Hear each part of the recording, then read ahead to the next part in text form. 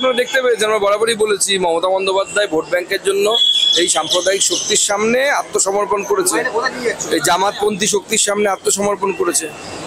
যেখানে পুলিশকে পিটিয়ে ভিড়কে সরাতে হতো, সেখানে পুলিশরা সাদা রুমাল দেখাচ্ছে। এইভাবে দাঙ্গা আটকানো যায় করুন।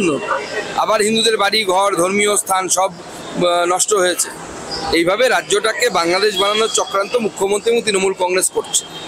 এবং পুলিশ যেভাবে মার খেয়েছে, পুলিশের মা বউদেরকে স্ত্রী মাকে গালি খেতে হচ্ছে, পুলিশকে মার খেতে হচ্ছে, পুলিশের মাথা ফাটছে।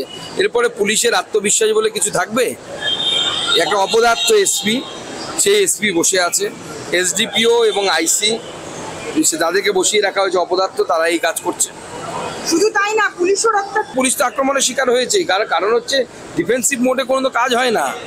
যেভাবে ডিফেন্সিভ মোড নিয়ে পুলিশ সাদা পতাকা দেখাচ্ছে, দাঙ্গাকারী যারা, এই সমস্ত ধর্মীয় উন্মাদ যারা, তাদের এইভাবে ঠিক হয়? দিক আমাদেরকে 30 মিনিটের মধ্যে রাস্তা ফাঁকা হয়ে যাবে, একটাও দাঁড়িয়ে থাকবে না ওখানে। ওদের উত্তরপ্রদেশে তো করার সুযোগ পায় না, সাহস পায় না, আসামে তো সাহস পায় না। সমস্ত বিধায়করা যারা হিন্দুদের ধর্ম রক্ষা করতে পারছে না, হিন্দুদের বাড়িঘর রক্ষা করতে পারছে না, ভোটের জন্য এরা পারলে নিজের মাকেও বিক্রি করে দেবে।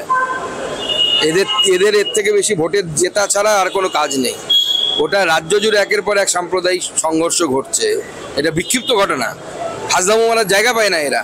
এই সমস্ত বিধায়কদেরকে পিঠের চামড়া তুলে নেওয়া হচ্ছে, জনগণ তাই করবে আগামী দিনে। কলকাতায় এই যে সকল আমরা যারা সেকুলার বাঙালি সেজে থাকি, যারা বালিতে উট পাখির মতো মুখ ঢুকিয়ে থাকি, তারা সময় আসছে বুঝতে পারবেন।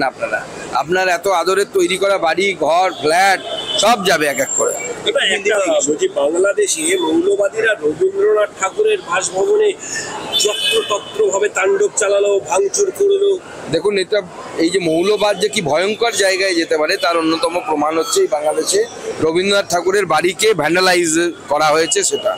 এবং এই যে রবীন্দ্রনাথ ঠাকুরের বাড়ি এভাবে ভ্যান্ডালাইজ করা হয়েছে, আগামী দিনে পশ্চিমবঙ্গ এই উগ্র ইসলামিক মৌলবাদের দিকে দৌড়চ্ছে এবং মমতা বন্দ্যোপাধ্যায়ের সহায়তায় দৌড়চ্ছে।